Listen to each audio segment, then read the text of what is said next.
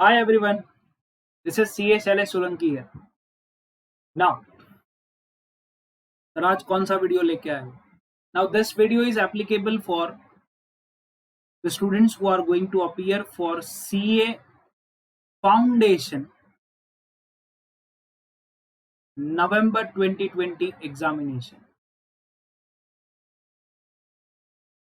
ये वीडियो किसके लिए है? CA फाउंडेशन नवंबर 2020 एग्जामिनेशन में जो स्टूडेंट्स अपीयर करने वाले हैं उनके लिए. क्या है इस वीडियो के अंदर? My agenda for today is study time table.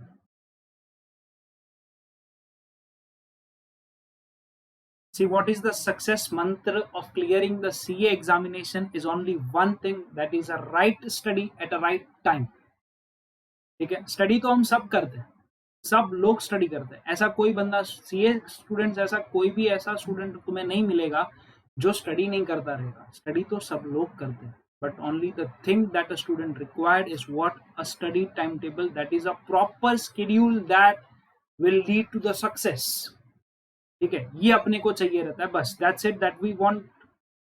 The ultimate requirement is this. Sir एक बता दो कैसे पढ़ना है, हम लोग पढ़ लेंगे. ठीक है, तो मैं तुम्हारे लिए यही लेके आया. And remember, those who are having the first attempt or those who have shifted from May to November, for them also it is a first attempt. Okay, and clearing the examination in the first attempt is a different thing बेटा. उसका एक मजा अलग होता है. when you clear the examination in the first attempt ना बहुत मजा आता है. Now see, as we know that there are 4 subjects in our CA foundation paper. 2 subject descriptive है, 2 सब्जेक्ट ऑब्जेक्टिव है. ठीक है, पहले जो 2 पेपर है वो डिस्क्रिप्टिव है, दूसरे जो 2 पेपर है वो सब्जेक्ट ऑब्जेक्टिव टाइप में. ठीक है, सब्जेक्टिव मतलब डिस्क्रिप्टिव पेपर हो गया. 3 और 4 जो है वो ऑब्जेक्टिव टाइप है.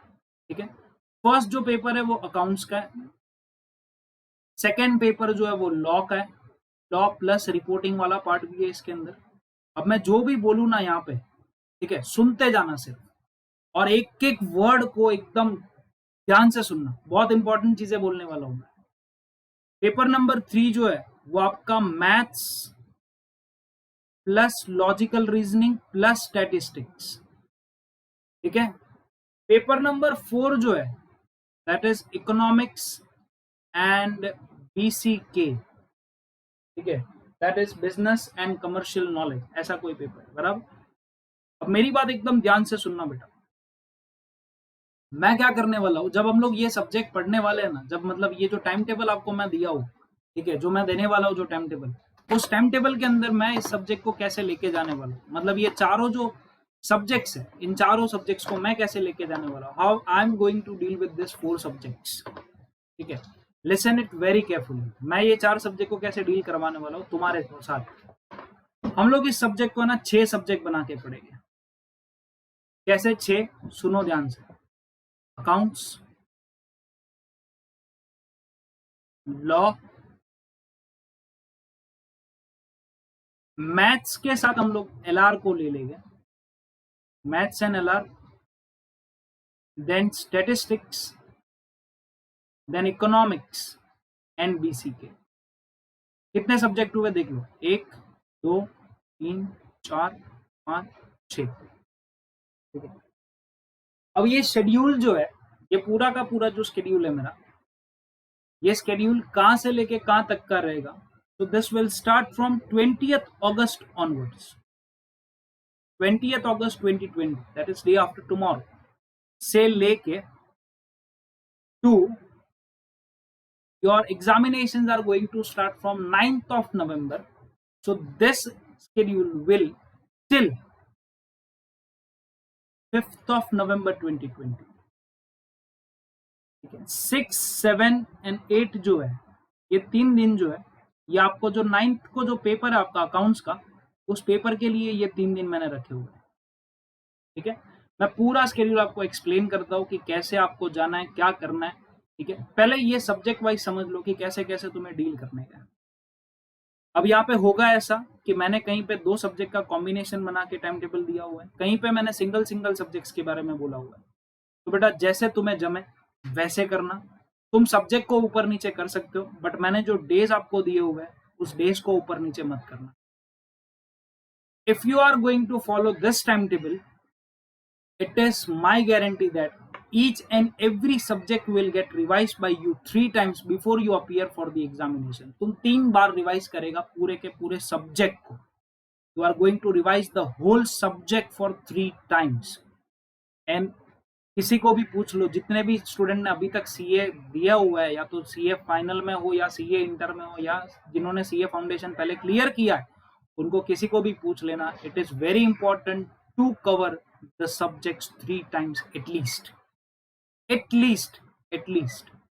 ठीक है.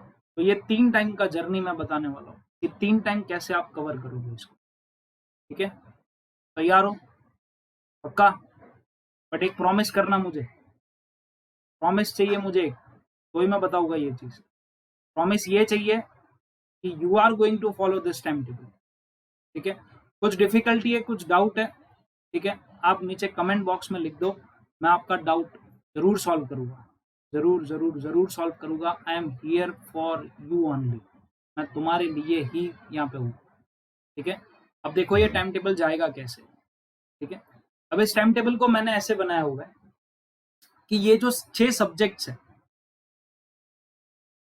जो मैंने आपको बताया कि 6 सब्जेक्ट में हम लोग इसको डिवाइड करें, तो इसको मैंने 3-3 के 2 ग्रुप बना दिए. सॉरी, 2-2 के 3 ग्रुप बना दिए.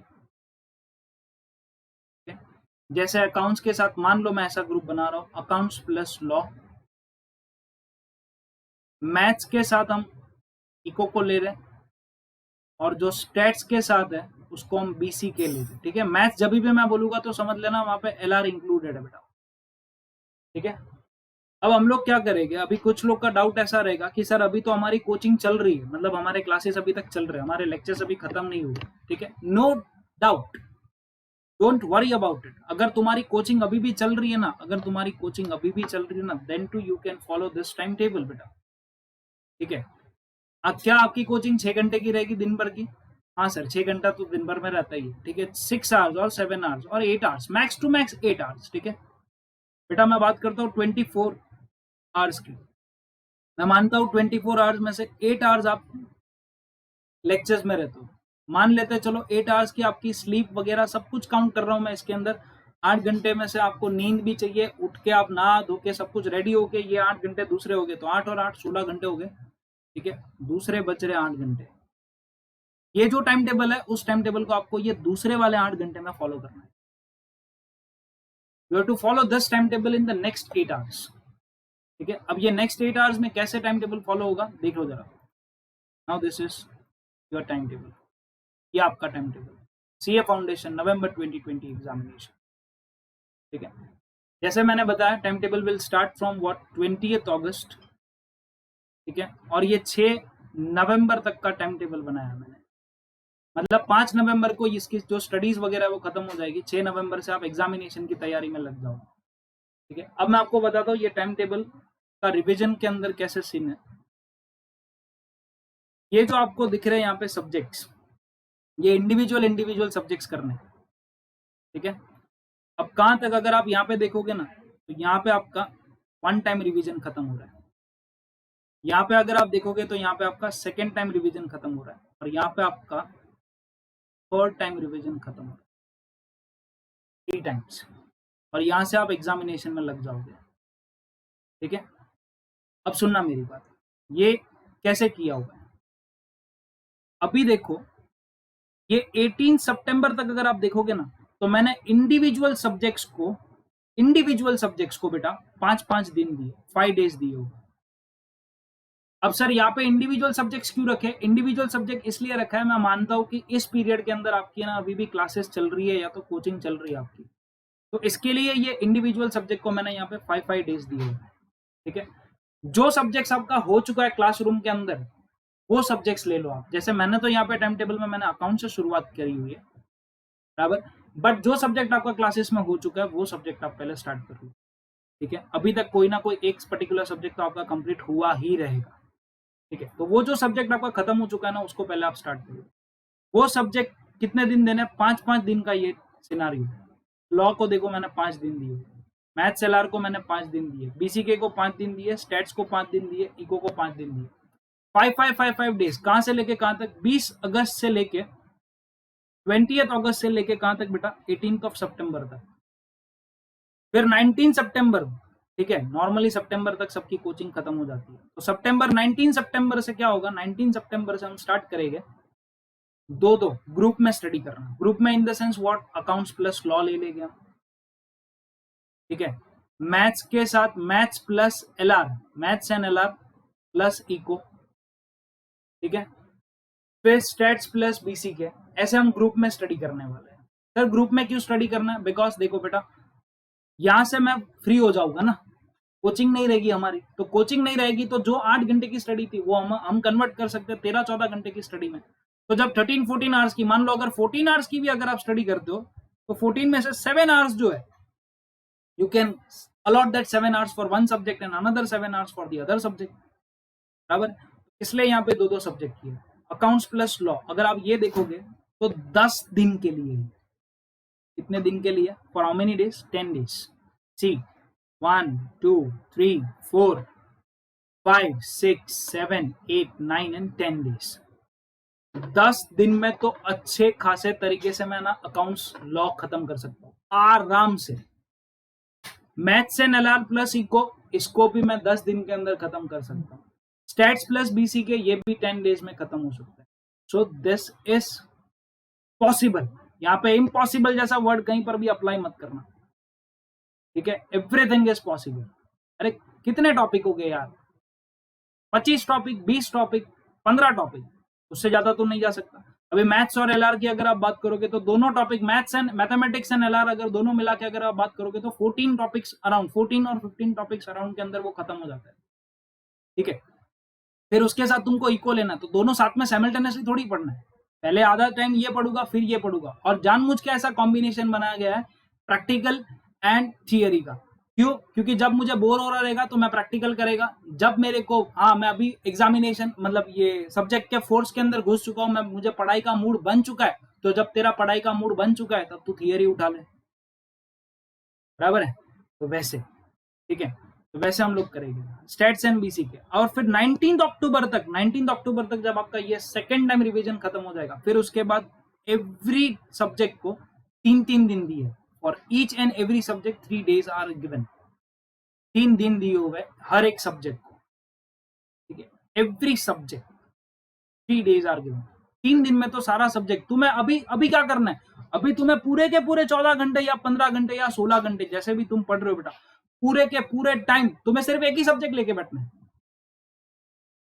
है कि नहीं? बराबर। So by this way you can cover your whole CA foundation examination का time table, okay. If you are going to follow this seriously, you are going to, मतलब मैं क्या बोलूं अभी, अगर तुमने ये एकदम जबरदस्त फॉलो किया ना बेटा, कोई नहीं रुक सकता पास होने से। मैं पास की नहीं, सॉरी, पास तो गलत वर्ड बोल दिया, पास नहीं, तुमको अच्छे मार्क्स लाने से कोई नहीं रोक सकता। रैंकिंग सिस्टम तो नहीं है, बट डिस्टिंक्शन अगर आपको आ गया तो डिस्टिंक्शन का मार्क्स ऐसे लिखा जाएगा, you are pass with the distinction, ठीक है। You will feel proud for that, ठीक है। What you required in the CA foundation is passing, okay. Even if you get a rank then also it doesn't matter, because तुमको कोई पास होने के बाद articleship नहीं करने का कि कोई अच्छी फॉर्म के अंदर जाना है, ऐसा तो कुछ नहीं है। अगर आप फाउंडेशन में क्लियर हो जाते हो तो आपको सीए इंटर लेवल पे, ठीक है, सीए इंटर लेवल पे पास होने के बाद ऐसा रहता है कि मैं रैंक लाऊंगा तो अच्छा रहेगा, मुझे अच्छी कोई फॉर्म के अंदर आर्टिकलशिप मिलेगी। But at least over here give your 100%, you will definitely get the result, you will definitely get the result. This is time table for you only, ये टाइम टेबल सिर्फ और सिर्फ आपके लिए, एक्सक्लूसिवली फॉर यू, ठीक है। कुछ डाउट्स वगैरह है, you can write in the comment section, I will reply on it. मैं तुम्हें बिंदास रिप्लाई दूंगा, ठीक है, कि तुम्हें कैसे क्या करना चाहिए। अगर तुम्हें कहीं पे किसी पर्टिकुलर सब्जेक्ट के अंदर गाइडेंस चाहिए, I will provide you the guidance for that also. But बेटा ये जो टाइम पीरियड है ना, मतलब 20 अगस्त से लेकर 17 नवंबर तक का जो टाइम टेबल है ना, ये जो टाइम पीरियड है, मतलब यहाँ से 9 नवंबर से तो अपनी एग्जामिनेशन स्टार्ट हो जाएगी, बट उसके पहले जो टाइम पीरियड है ना, उस टाइम पीरियड को वेस्ट मत होने दो, इसको यूटिलाइज करो, इसको यूटिलाइज करो। अभी तुम्हारे दिमाग में ऐसा रहेगा कि पेंडेमिक की वजह से हो सकता है कि ये एग्जामिनेशन भी पोस्टपोन हुआ तो that will be benefit for you, but till that date जब तक वो नोटिफिकेशन नहीं आता कि पोस्टपोन हो रहा है, वैसा दिमाग में लेके मत चलना कि एग्जामिनेशन पोस्टपोन होगा। यही समझो कि हमारा 9th को ही पेपर है, ठीक है, तो 9th का पेपर है तो उसके हिसाब से हमें तैयारी 9th के हिसाब से रखनी चाहिए, ठीक है, तो उस हिसाब से मेहनत करो बेटा, ठीक है।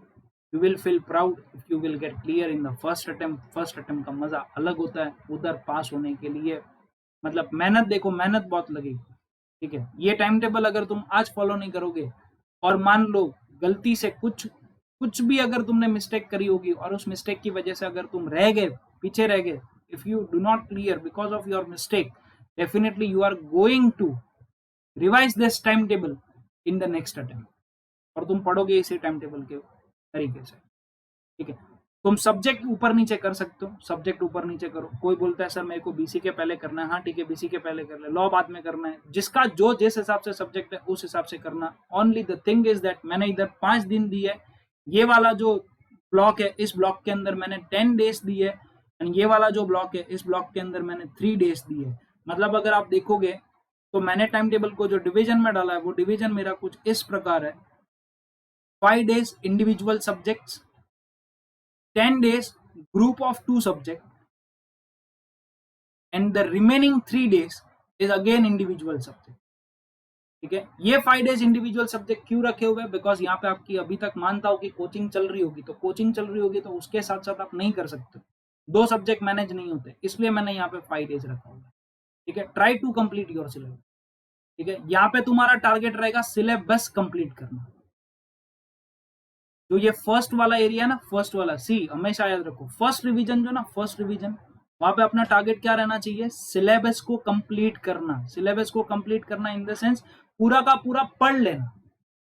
सेकेंड टाइम जब रिवाइज करने बैठोगे तो उसको तुम बोलोगे रिवीजन, एंड थर्ड टाइम पे again there will be a revision, ठीक है। वैसे तो ये भी एक रिवीजन ही है, क्योंकि पहली बार तो आपने जब इस कोचिंग जब ली हुई है, तो क्लासेस जब लिए हुए, या तो क्लासेस नहीं तो पहले से आप जब पढ़ते आ रहे होगे, तो जब आपने पढ़ा तो वो भी तो जब पढ़ रहे थे तो उसको तुम बोल सकते हो सिलेबस कंप्लीजन। ये भी एक तुम्हारा रिवीजन टाइप ही है, बराबर है, बट यहाँ पे इन डेप्थ करने का, फिर इधर कुछ सिलेक्शन रखने का, ठीक है। मान लो you are preparing for a subject like topic like NPO, तो एनपीओ के अंदर आपके मान लो क्लास नोट्स के अंदर 40 क्वेश्चंस है, you are not suppose to solve 40 questions in the next revision. what you are supposed to do is, while you are solving it for the first time, okay, if you think that this question is very important, mark it, तो the marking बना के रखो। अगर उसकी marking perfect है, ठीक है, वो मार्क अगर आपने परफेक्टली करके रखा हुआ है, तो नेक्स्ट टाइम जब आप सेकंड टाइम जब रिवीजन करने बैठोगे तो क्या होगा, सिर्फ आपको वही क्वेश्चंस करने जो क्वेश्चंस आपने मार्क करके रखे, ठीक है।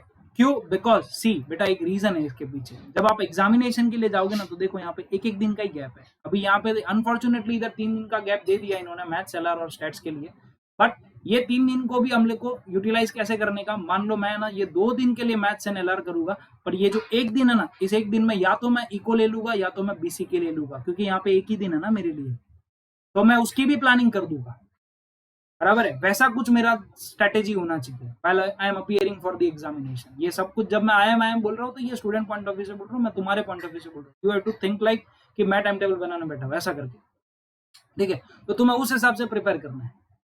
तो अभी ये प्रिपरेशन तुम्हारी करो, ठीक है।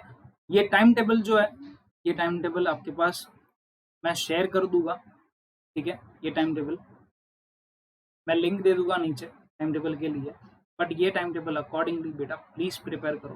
टाइम टेबल बहुत इंपॉर्टेंट है, ठीक है। और ये टाइम टेबल अगर आप देखोगे तो बहुत अच्छे से आपका सब कुछ है ना क्लियर हो जाएगा, ठीक है। You are going to revise each and every subject for the 3 times, and it is next to impossible for any student to revise the subject 3 times, ठीक है। आपने अगर ये वीडियो देखा तो आपके फ्रेंड्स को भी शेयर करो, सो दैट उनको भी ये बेनिफिट हो, ठीक है। This video I am not charging for this, ठीक है। लोग बेटा टाइम टेबल वगैरह बनाने सबके लिए ना चार्ज करते हैं, मैं कोई चार्जेस वगैरह नहीं दे रहा हूँ, ये तुमको फ्री में मैं बना के दे रहा हूँ, ठीक है। So please take a benefit of it, and if you have any kind of a doubt और difficulty then please write the question in the comment box. I will definitely answer for it. Okay, thank you so much.